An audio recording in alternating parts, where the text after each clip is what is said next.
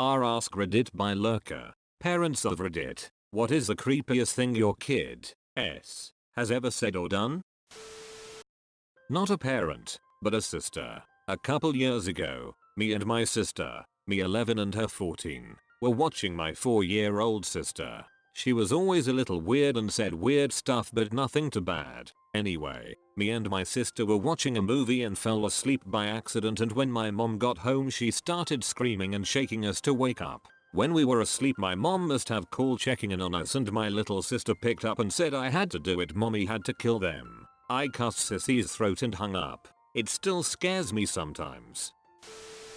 My cousin who is 3, he keeps referring to any woman he sees as tasty. We would be watching a movie and he would point out a woman and says she is tasty. What he means is that she is beautiful. I can't even walk with him outside because I am afraid he might point out to some woman and say that she is tasty. Currently imagining a 3-year-old saying every woman he sees is looking like a snack.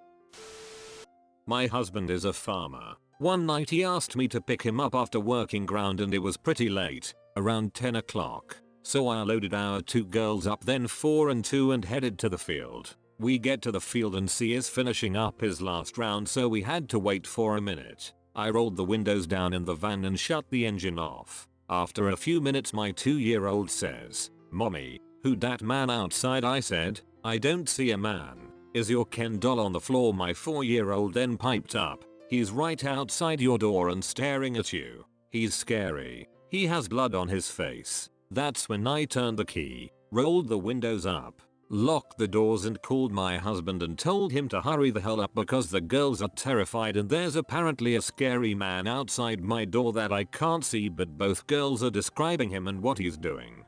Thankfully C was done and heading up to the van at that moment and we left. My girls are now 5 and 7 and they both still remember that man and refuse to go to that particular field. I have to ask my mill to watch them when I need to pick their daddy up from there.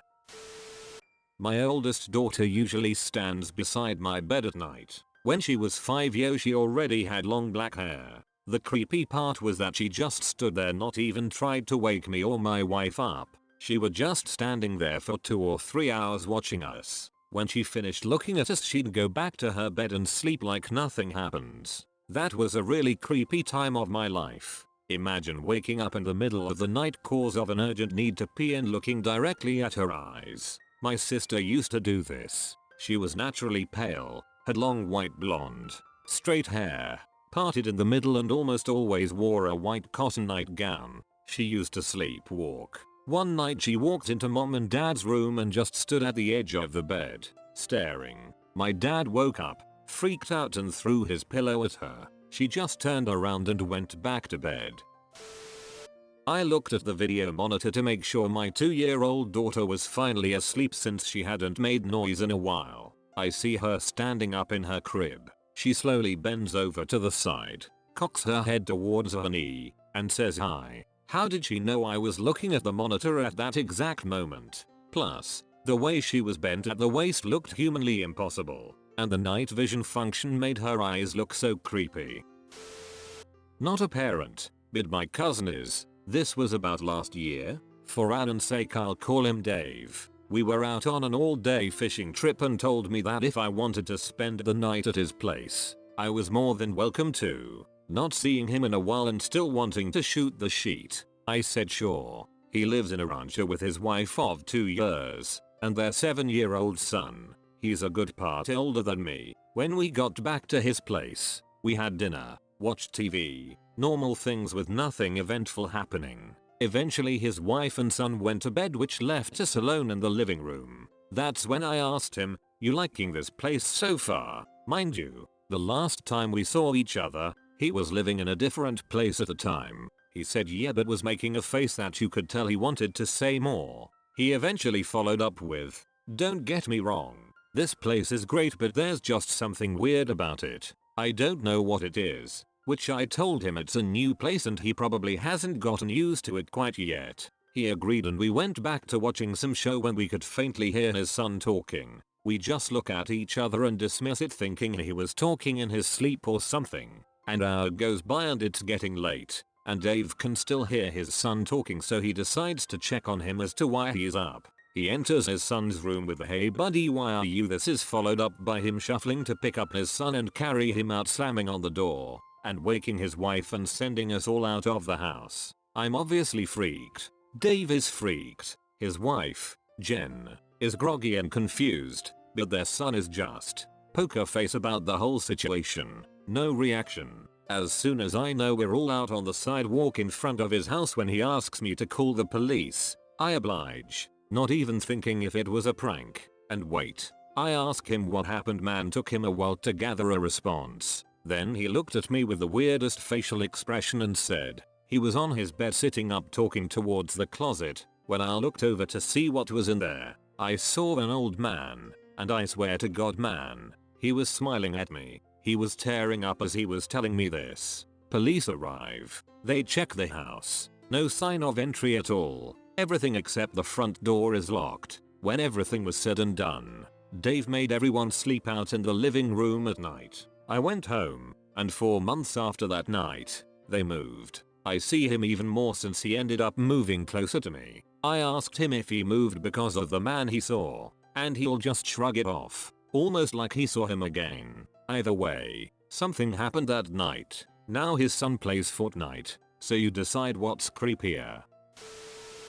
My 7-year-old told me that his old family died in a fire with him and now he has a new family, ours. He told me the names of his siblings and what his parents looked like, what house looked like when he died. So much detail. I wrote it all down as he talked, and after he went to bed, I looked it up.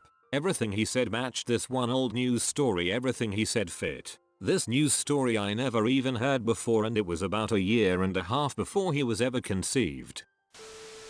We've always been careful about not watching anything scary or reading scary books, but as soon as she was old enough to really talk, about 2.5, she told us randomly one day, "I used to live in a different house with a mommy and a brother named John. I was older than I am now. One day I was on the bridge looking into the water when a witch came up and scratched out my eyes. I fell in the water and drowned, and then I came to you. I don't believe in past lives or anything, and I know kids are just highly suggestible, but that gave me the damn creeps."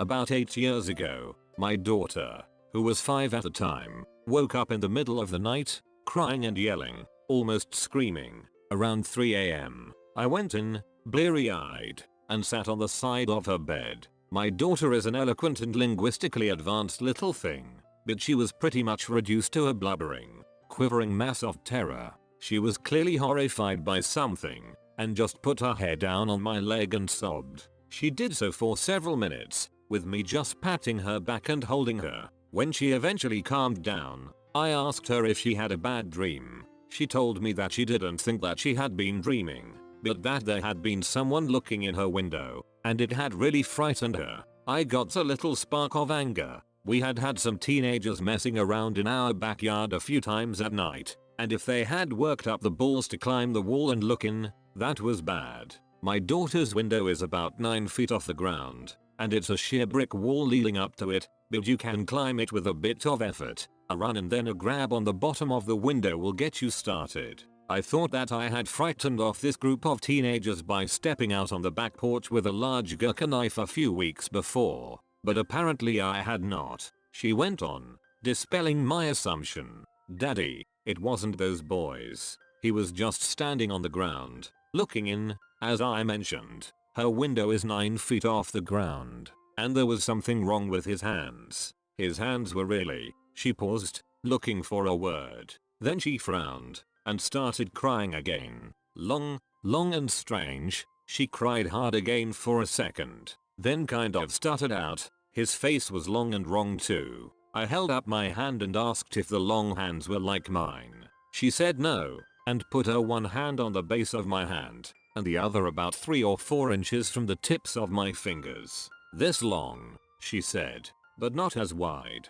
"Daddy, I'm scared." So to recap, my daughter woke me up by screaming and crying, then informed that she saw Slenderman in the backyard, and that she was scared and he was strange and long. I was sleepy, and had suddenly become convinced that there was a monster in the backyard. It's a lot easier to believe in things at 3 a.m. So I did the hardest thing I've ever had to do as a dad. I smiled and said, "Kiddo, I think it was all a dream. I will look in the backyard though." "Okay." Internal voice. "This is how horror movies start. Don't do it," she said. "Okay, because there's nothing bigger or stronger than daddy." She actually managed to smile at me and laid back down in her bed, secure in the knowledge that everything was fine. I got out the same huge gurkha knife and went to the kitchen, which is an exit onto the back porch. I turned on the backlights. In the backyard there was nothing. Nothing was there, because it was all just a dream. She had a creepy,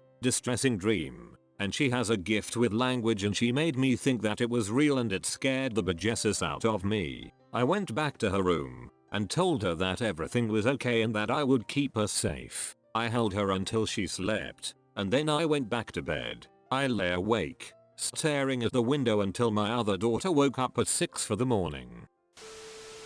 Thanks for watching. I know you feel us mad lads weren't the least bit spooked. Hit that like button and subscribe for more content. While you're here, check out some of these other videos. Have a great day.